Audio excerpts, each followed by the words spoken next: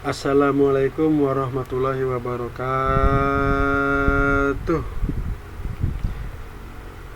Selamat pagi anak-anak. Mudah-mudahan semuanya dalam keadaan sehat ya. Amin. Hari ini kita akan melanjutkan materi pembelajaran tentang vivipar dan ovovivipar. Kemarin kita sudah belajar tentang perkembangbiakan hewan secara ovipar, yaitu secara bertelur. Kita ini sekarang lanjut ke materi berikutnya. Vivipar dikenal sebagai hewan mamalia atau hewan menyusui ya. Jadi kalau kamu menjumpai istilah hewan mamalia yaitu seperti ikan paus dan sebagainya, berarti dia itu menyusui. Vivipar adalah hewan yang berkembang biak dengan cara beranak atau melahirkan ya. Jadi cara berkembang biaknya itu dengan cara beranak atau melahirkan. Dia juga ada ovum dan sperma. Ovum ini terdapat pada betina ya, hewan betina, sedangkan sperma itu berasal dari hewan jantannya. Sehingga ketika sel ovum dan sperma bertemu, terciptalah embrio. Embrio tumbuh menjadi janin di dalam rahim induk. Jadi dia tumbuhnya di dalam rahim induk hewan betinanya ya. Induk hewan akan mengandung selama beberapa bulan dan melahirkan anaknya. Jadi semakin kecil hewannya akan semakin cepat proses kelahiran anaknya.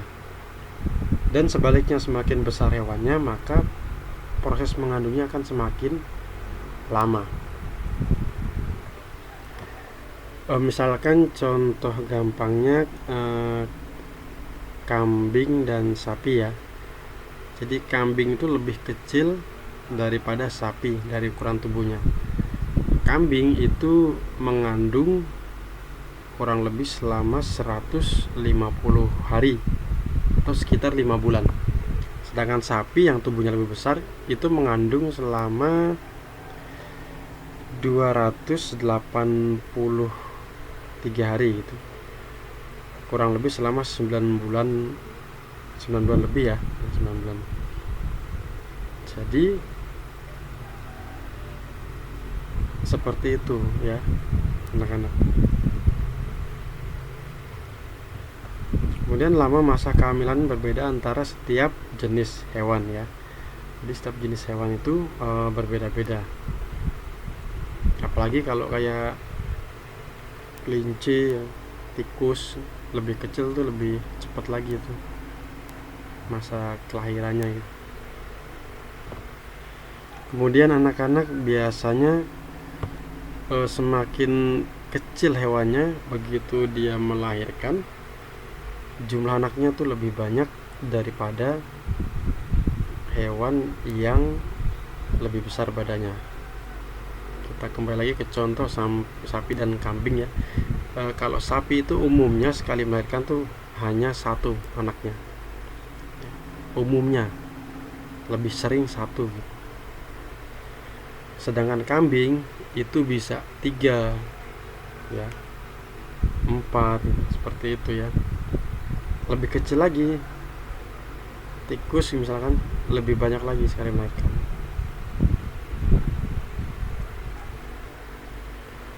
Kemudian ciri-ciri hewan vivipar yaitu mempunyai daun telinga ya. Sapi ada telinganya panjang ya, kambing ada ya. Tubuhnya ditutupi rambut. Jadi rambut ya banyak. Kemudian memiliki kelenjar susu sehingga menyusui anaknya. Biasa kalau kamu lihat sapi betina itu pada bagian kaki belakang ada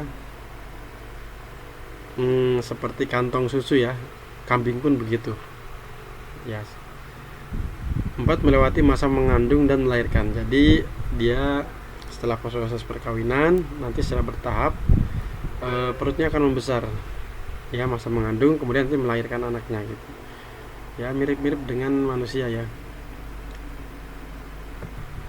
Adapun contoh-contoh hewan vivipar yaitu ini ada kelinci ya, kemudian kelelawar, ini lumba-lumba, gajah ya, harimau, sapi, kucing. Jadi kalau hewan-hewan ini itu melahirkan dia supaya memperbanyak keturunan, supaya tidak punah ya.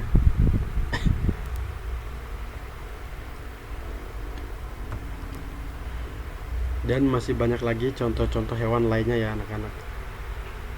Selanjutnya kita lanjut ke ovovivipar ya.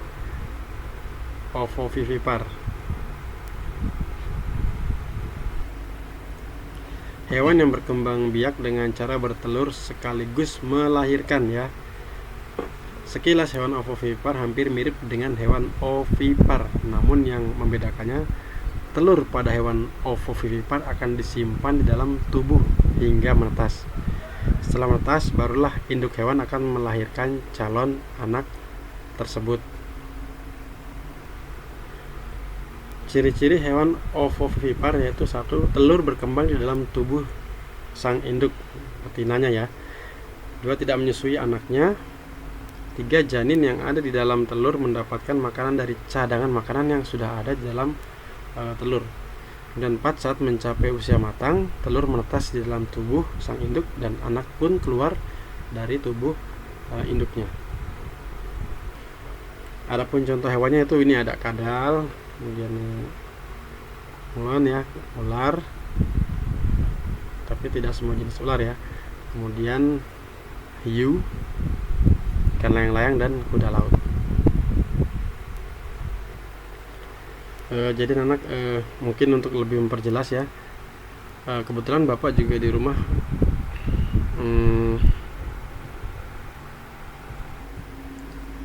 Bapak di rumah memelihara ikan cupang dan juga gapi ya. Jadi untuk sebagai contoh biar anak-anak lebih jelas, jadi cupang itu termasuk hewan ovipar ya. Ovipar yang dia cara bertelurnya itu secara eksternal, kemarin sudah kita pelajari ya. Berarti ketika melakukan proses kawin, nanti betina mengeluarkan telur yang akan mengambang di atas air, jantannya akan mengeluarkan sperma. Nah, nanti sperma dan sel telur itu akan bertemu di luar tubuh induknya gitu ya. Nah, ini ovipar ya, bertelur. Sedangkan yang gapi ini, setelah jantan dan betinanya melakukan proses kawin, nanti telur ikan gapi ini akan disimpan di dalam perut ya. Ciri-cirinya seperti ini. Perutnya akan membesar, kemudian berwarna seperti putih mengkilat ya. Jadi kalau cupang telurnya di luar, kalau gapi di dalam. Kemudian gapi ini merupakan hewan ovovivipar, dia bertelur dan beranak di dalam perut induknya. Jadi selama proses bertelur ini, nanti dalam beberapa waktu, lama-kelamaan ini yang berwarna putih ini mengkilap akan berubah, di daerah sini akan berubah menjadi warna-warna hitam gitu ya. Seperti kalau kita lihat secara dekat, mata dari anak gapi itu sudah mulai kelihatan hitam-hitam banyak ya. Itu menandakan bahwa yang tadinya berupa telur itu sudah mulai menjadi anak-anak kecil yang dalam perutnya ini ya, tetapi diproses dalam perut induknya karena dia adalah hewan yang ovovivipar, jadi bertelur dan beranaknya di dalam ini induknya. Kemudian nanti ketika anaknya sudah siap untuk dilahirkan ya, perutnya sudah besar, di daerah sini sudah semakin hitam seperti mata-mata anak ikannya, nanti dia akan keluar satu-satu ya. Jadi perbedaannya seperti itu, bertelur dan beranak. Insya Allah jelas anak-anak ya. Sekian video dari Bapak, mudah-mudahan dapat bermanfaat dan berkah. Assalamualaikum warahmatullahi wabarakatuh.